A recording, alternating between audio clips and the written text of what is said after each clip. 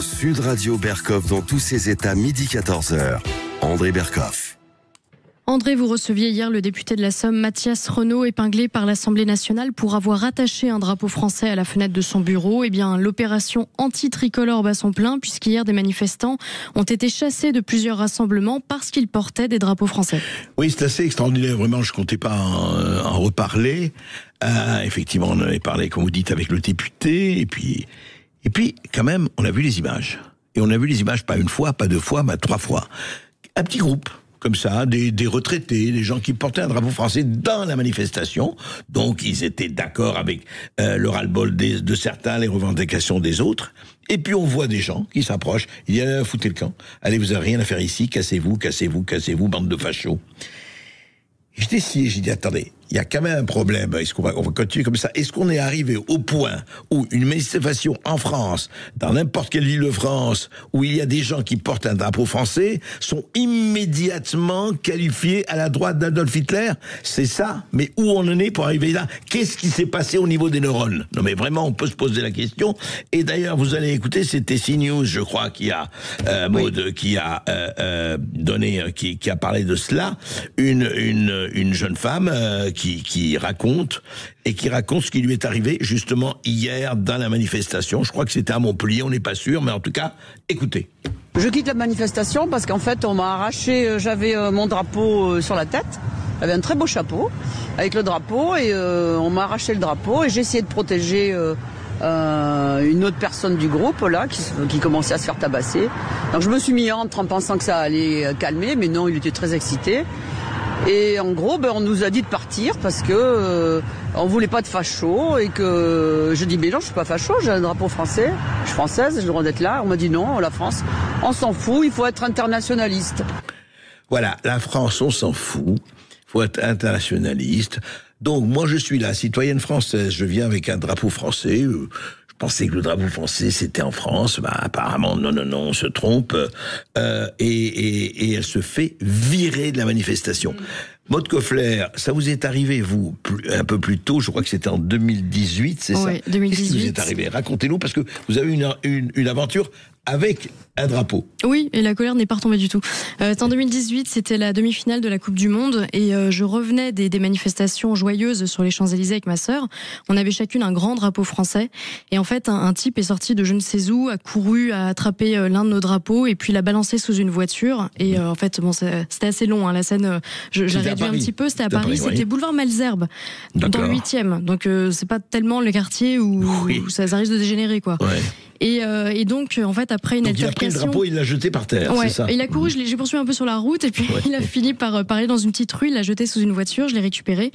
Et puis il est revenu en fait vers ma sœur et moi assez avec des insultes, et on est chez nous, la France c'est chez nous, etc. Excusez-vous, demandez pardon de quoi, j'en sais rien. Mais il vous demandait à vous de vous excuser. C'est ça. D'avoir un drapeau français. D'avoir un drapeau français parce qu'ils étaient chez eux. Il était algérien. Il s'en revendiquait. Et puis d'autres personnes l'ont rejoint et en fait ont attrapé ma sœur par les cheveux, l'ont mise par terre. Enfin, ça a été assez violent, mais pour aucune raison. Simplement parce qu'on avait un drapeau français et tout le monde avait un drapeau français. C'était en 2018, donc voilà, ça a un peu gâché notre soirée. Et je voulais revenir, André, sur un événement d'hier lors des manifestations du 10 septembre. Une militante du collectif Némésis, Anaïs, qui s'est fait tirer par les cheveux assez violemment par derrière. Elle est tombée au sol, elle a failli se taper la tête contre le rebord du trottoir, donc ça aurait pu être quand même assez dangereux. Mais ça fait aussi référence à ce qui s'est passé avec Kirk. D'une certaine manière, même si on n'est pas sur le même degré de violence, vu ce qui s'est passé, je pense que rien ne peut égaler le drame qui s'est produit hier. Mais ça dit aussi que, en fait, tout devient violent. Vous pouvez plus exposer vos idées, vous pouvez plus être fier de votre drapeau. Tout se rejoint, en fait. Oui, c'est-à-dire qu'en fait, ça veut dire que toute opinion qui n'est pas dans l'opinion de ceux qui se considèrent du camp du bien, toute opinion dissidente, toute opinion différente doit être agressée. pas seulement condamné, pas seulement invisibilisé, comme dans certains médias, mais agressé. Mais pour revenir, juste, je voudrais que vous finissiez votre histoire, Maud.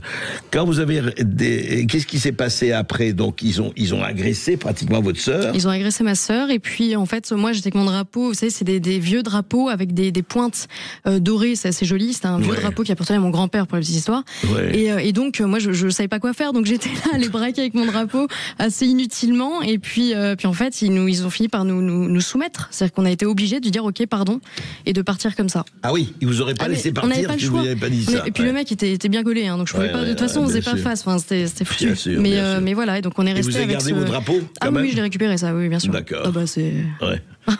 C'est pas possible. Non, mais c'est vrai qu'il y a quelque chose. Enfin, pour rester sur l'histoire du drapeau et la parabole, il y a quelque chose quand même d'étonnant, parce que qu'est-ce qui fait? Alors, est-ce qu'il va y avoir, et on va assister à ça ou pas, est-ce qu'il va y avoir en France ce qui se passe dans divers pays d'Europe, où les gens, pour manifester que, attendez, nous aussi on est chez nous, brandissent le drapeau? Vous y croyez, vous? J'y crois pas du tout. Pourquoi? Sinon, ça aurait déjà eu lieu. En fait, il y a eu tellement d'événements, tellement de moments où on aurait pu justement saisir cette possibilité de manifester avec des drapeaux, mais en fait ça n'a jamais.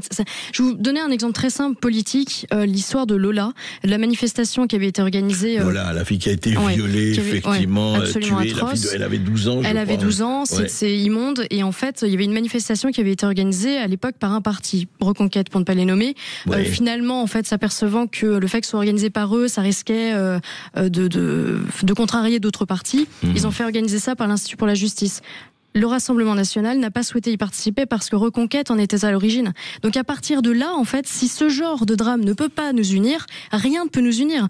Et là, c'est de l'émotion. Vous voyez, c'était le tout à l'ego. Ah oui, c'est pas moi qui organise, donc ça veut dire, donc pour en revenir au drapeau, si quelqu'un veut, initier cette manifestation, déjà de qui ça peut venir?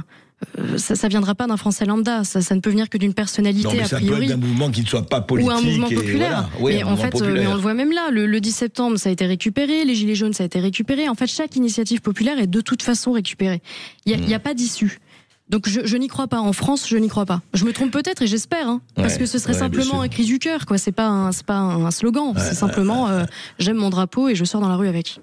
Et c'est assez terrifiant d'ailleurs ceci, et franchement ça en dit long sur, je dirais moi, ce que j'appelle une espèce de masochisme culpabilisé, et il serait temps vraiment de sortir de cette espèce de, comment dirais-je, d'auto-punition, d'auto-flagellation qu'un certain nombre de gens arborent encore jusqu'au jour où ils verront que on ne peut plus jouer avec ça.